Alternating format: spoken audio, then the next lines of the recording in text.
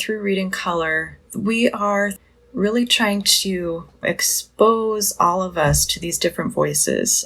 It's important for readers to see their reflection in those books. So I love to think of a young Jewish reader going to a little free library and being able to pull out a book. They're like, oh, this looks like my family. Mirrors and windows, both reflecting back ourselves and also getting a look into a culture that's different from our own. Both of those are really, really important.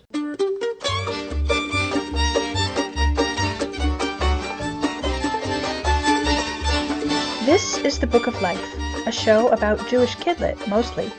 I'm Heidi Rabinowitz. Have you ever walked down the street and come across a little free library? You know, those boxes of up-for-grabs books in people's front yards. Today, we've got an interview with Margret Aldrich, Director of Communications at the Little Free Library organization. We'll find out how this phenomenon got started, and we'll learn about how Jewish books are being included in their programming. And as someone who receives a lot of Jewish book donations, many of which duplicate titles I already have, I can tell you from personal experience that little free libraries are a wonderful way to get those books off my own shelf and share them with the world. Now, let's hear from Margret.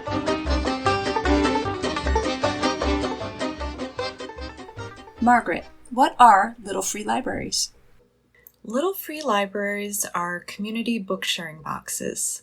So at a little free library, you can take a book home with you, you can leave a book for someone else to find, and it's really a wonderful community resource.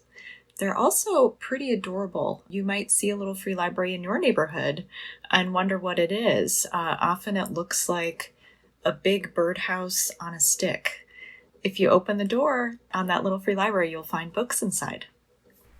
And how did little free libraries become a movement? We see them everywhere. How did this get started? Well, the first little free library was built by a man named Todd Bowl in Hudson, Wisconsin, back in 2009. So Todd's mother had passed away, and she was an educator. She was a lifelong reader. She loved books. And Todd was thinking about how he could honor his mother's memory. So being an entrepreneurial spirit and a really creative person, Todd built this wooden one-room schoolhouse and filled it with books, put it in his front yard. And when he saw how his neighbors reacted to it, he thought there might be a spark of a good idea there. So people would come and share books. They would stop and have conversations. They would linger. They would, really create community. So he wanted to share this idea with the rest of the world. He got together with a man named Rick Brooks, and they refined the idea. They built more little free libraries and gave them away and really tested them out both in Minneapolis and in Madison, Wisconsin. And they saw the idea just really take off. People who would visit Minneapolis would say, that's an amazing idea. I'm going to make one and put it up in my neighborhood. And really through word of mouth, the little free library ideas started to spread. There was some great media around it.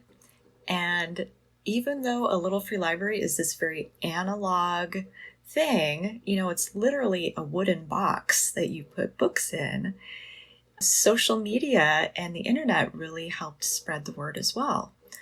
So from that one little free library in Wisconsin in 2009, there are now more than 100,000 little free libraries around the world. Wow. And those are in all 50 states. They're in 110 countries. And they're even on all 7 continents because last year someone started one at the South Pole. So the scientists and the penguins have something to read. You're exactly right. And he said that books that have lots of colorful pictures are very popular because at the South Pole, it's white for miles. Right. So they just need to feast their eyes on some color. That's right. Wow. I never thought of that. So it's spread by word of mouth. It was just sort of a person-to-person thing. But at this point, it's actually an official organization. That's right. So in 2012, the Little Free Library nonprofit organization became official. And through the Little Free Library nonprofit, we really work with not only the stewards, who are the people who have Little Free Libraries, but we also work with communities to establish Little Free Libraries where they're needed most, where there's not as much access to books. So the two-pronged mission of Little Free Library is to increase book access and also to build community. And a Little Free Library can do that in some pretty special ways for being such a small and unassuming item. Well, those missions seem very much in line with the mission of a public library. So what is the niche that's being filled by Little Free Libraries that the public library can't do on its own? Or is there any competition between the two? Or how do they work together?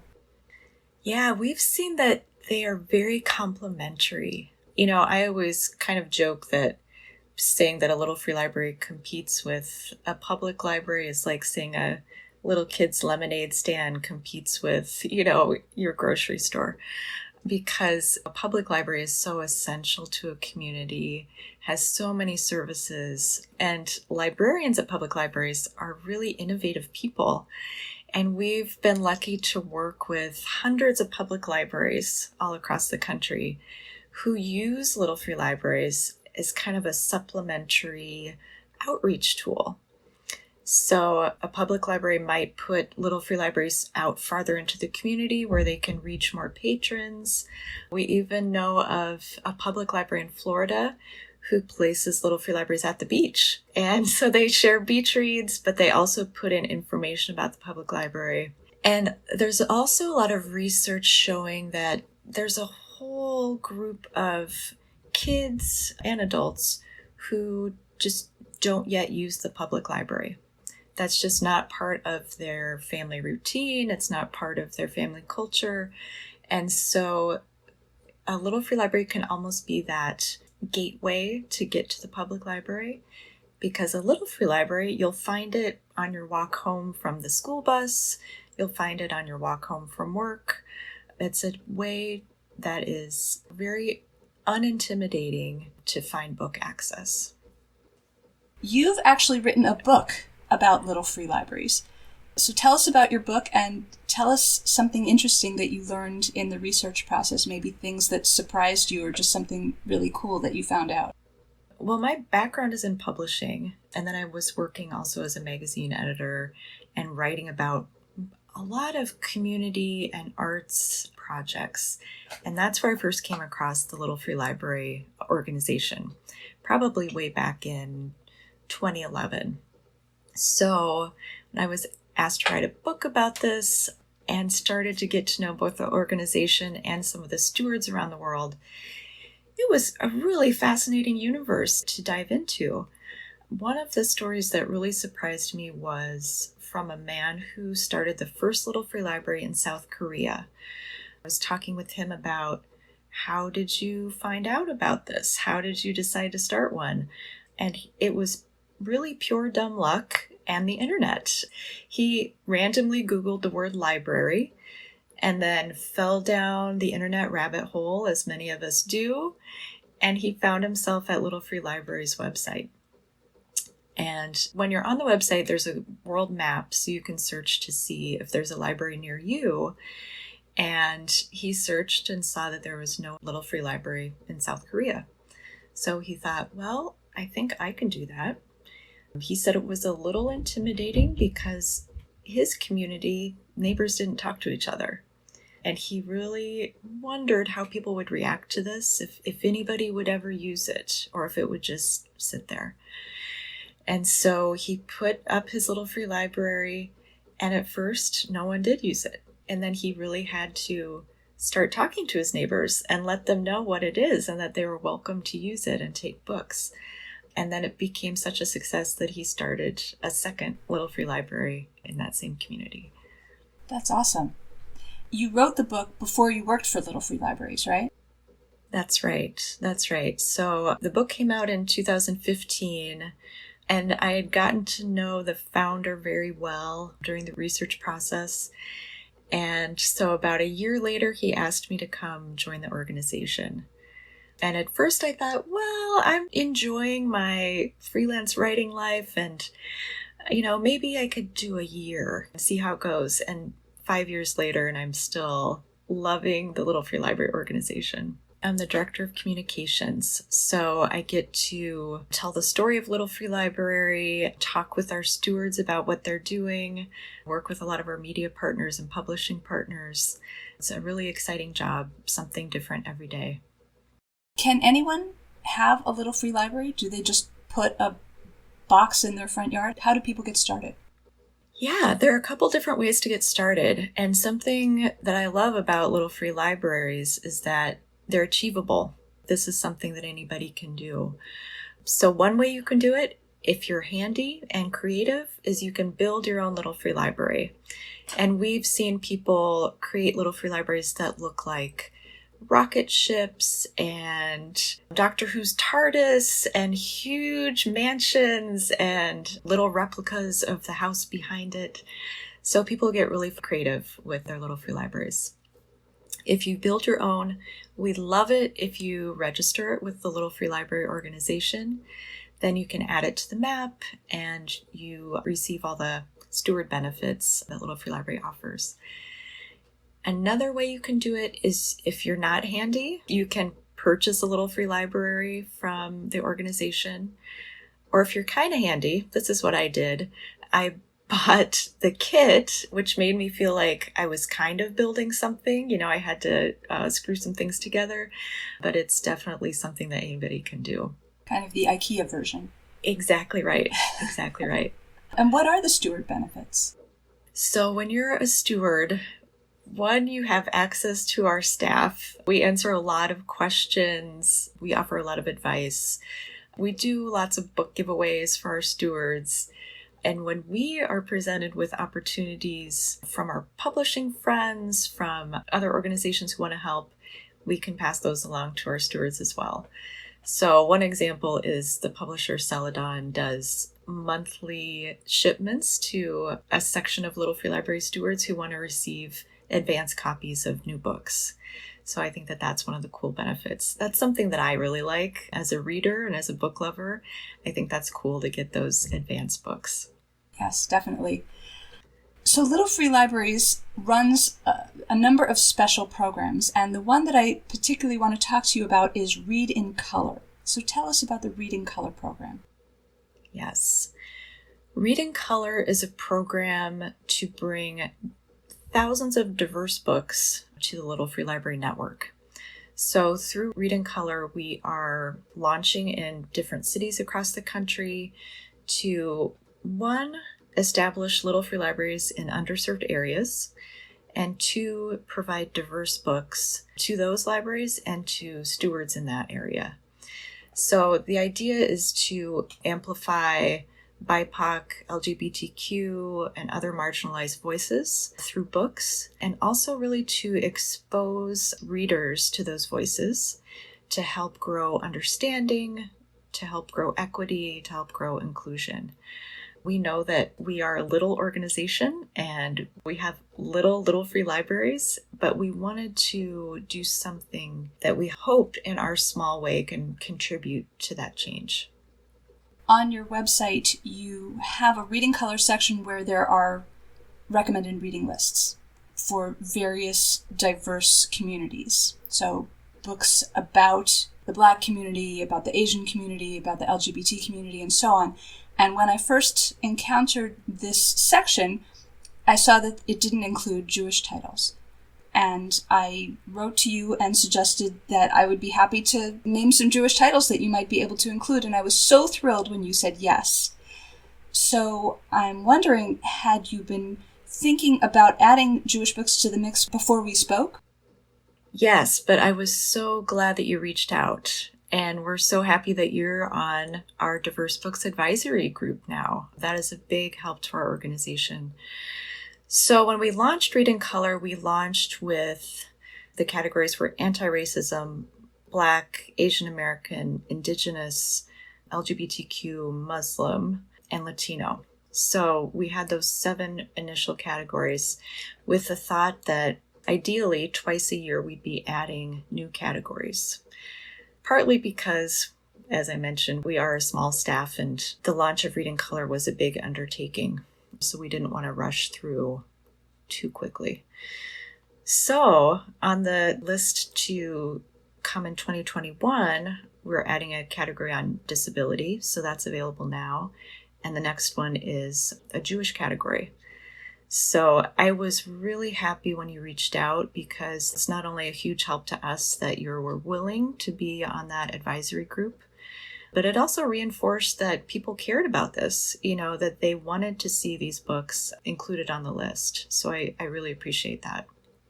I really appreciate the welcome. In the diversity conversation that happens in the children's literature community, Jewish books are sometimes left out of that conversation. Why do you feel it's important that Jewish books be included in your diverse lineup? Through Reading Color, we are really trying to expose all of us to these different voices, and that's very important. The other side of that is that it's important for readers to see their reflection in those books.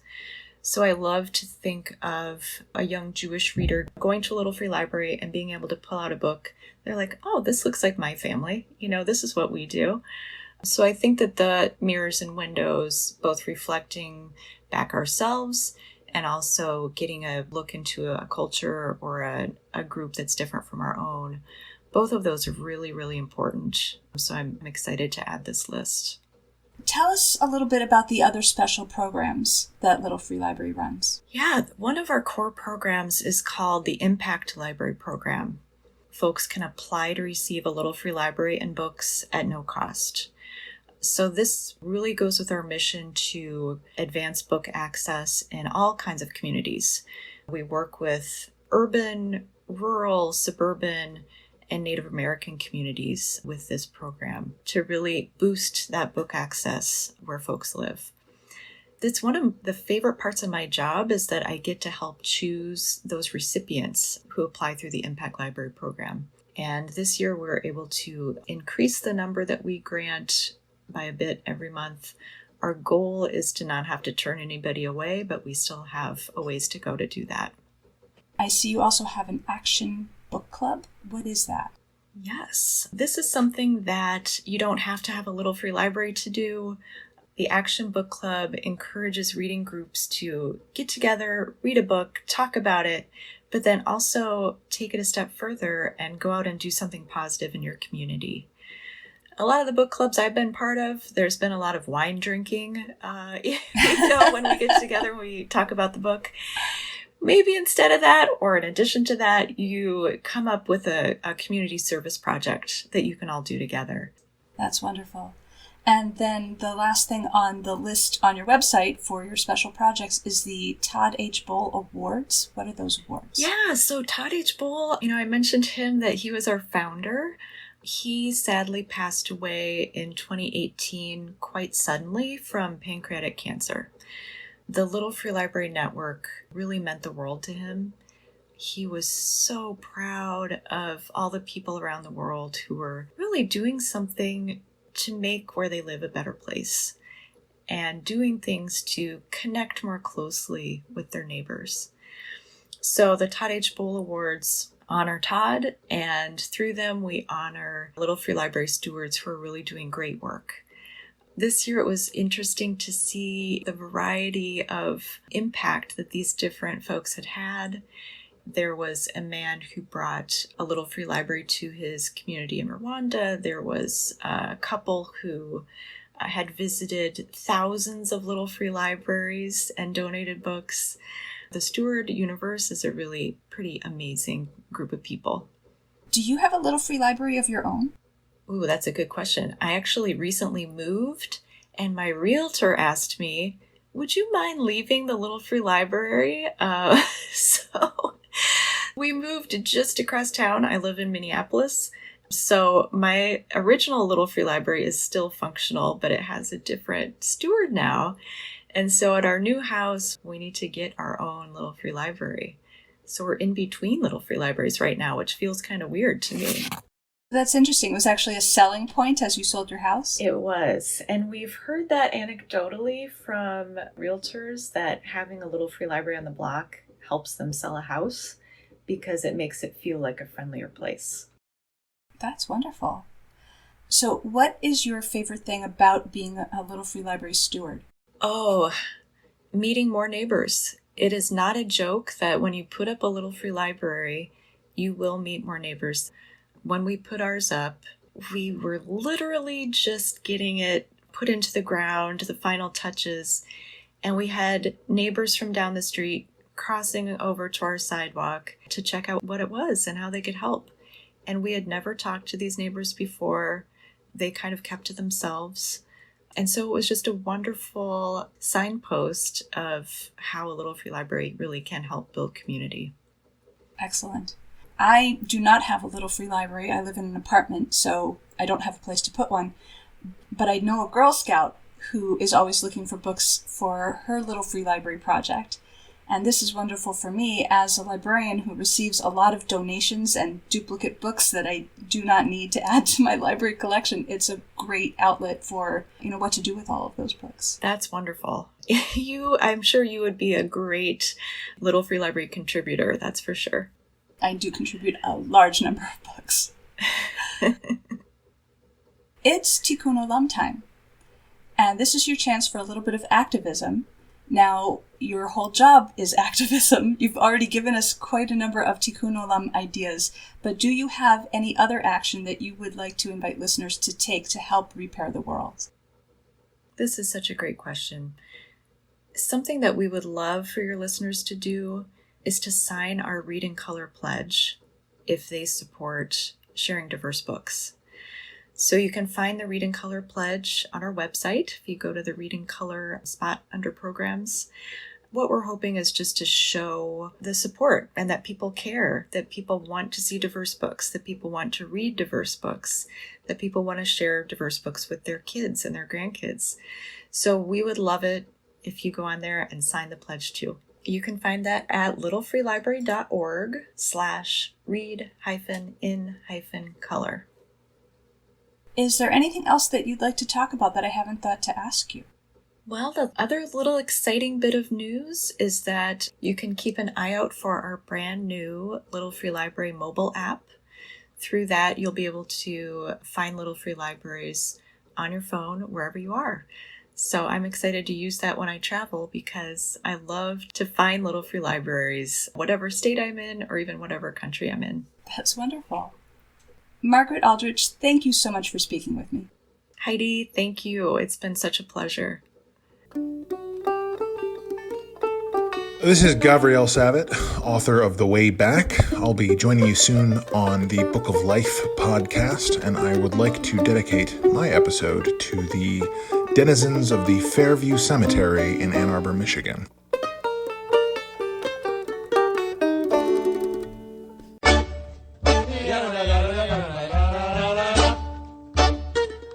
Don't be a stranger. Say hi to Heidi at 561-206-2473 or bookoflifepodcast@gmail.com.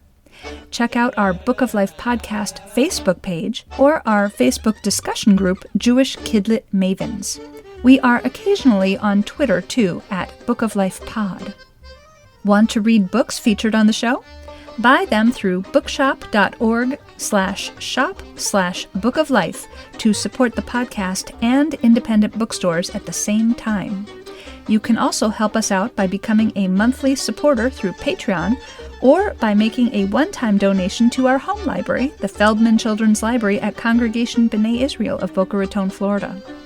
You'll find links to all of that and more at bookoflifepodcast.com.